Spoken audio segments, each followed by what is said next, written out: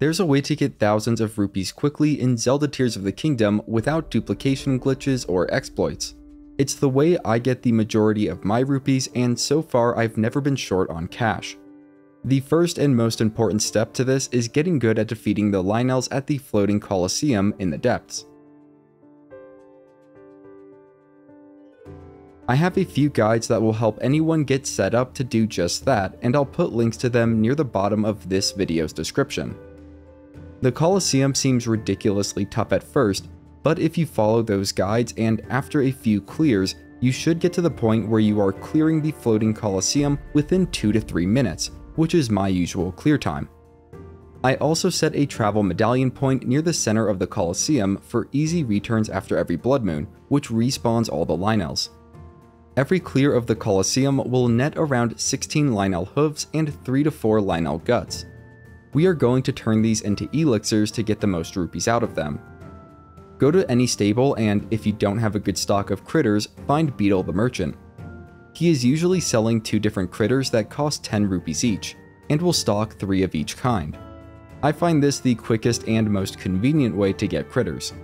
Next up, we're going to craft some elixirs at the cooking pot. There are 2 recipes we will be using. The first is 4 Lynel hooves in any one critter, and the second is 4 Lynel guts in any one critter. You can cook mass amounts of elixirs faster by selecting a recipe from either the Lynel hooves or Lynel guts to pull up any previously used recipes. Even if you are buying critters, the return on these elixirs is great. You get 363 rupees per elixir made with Lynel hooves and a whopping 1,443 rupees for each elixir made with Lynel guts.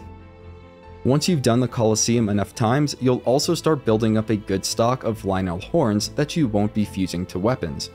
Those can also be turned into elixirs at the same ratio of 4 horns to 1 critter. The basic Lynel horns make elixirs worth 291 rupees each, up to 1,083 rupees for those made with silver Lynel horns. Doing some math, I've calculated that every clear of the Coliseum will net around 2,500 rupees if you aren't using the horns for elixirs, and 3,750 rupees if you are. On top of that, each clear of the Floating Coliseum will net you 100 crystallized charges, a whole energy well upgrade for your energy cell, and around 50 to 100 additional arrows, along with some of the best bows in the game. It's a win all around. You might be thinking that 3,000 rupees each blood moon isn't that much, but the reason why it's so good is that, again, the Coliseum can be cleared in as little as 2 minutes. When you look at it that way, you are taking very little time out of a gaming session to get that rupee stipend after every blood moon. And you don't have to immediately cook and sell the Lynel part elixirs either. If you have enough rupees, just do the Coliseum when you can and store the Lynel parts. Once you do need the rupees, or you've just built up so many, cook up those elixirs at a stable and sell them to get rich.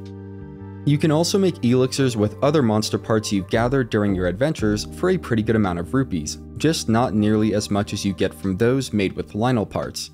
That being said, if you have hundreds of Bokoblin guts just lying around, you might as well combine them with some critters to make a few thousand rupees.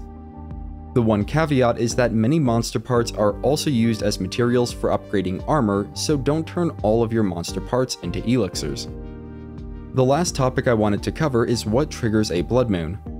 A blood moon can only occur after 7 in-game days of time, or around 2 hours and 50 minutes, have passed since the previous blood moon. And this has to be actual time spent in the game without the menu or map pulled up.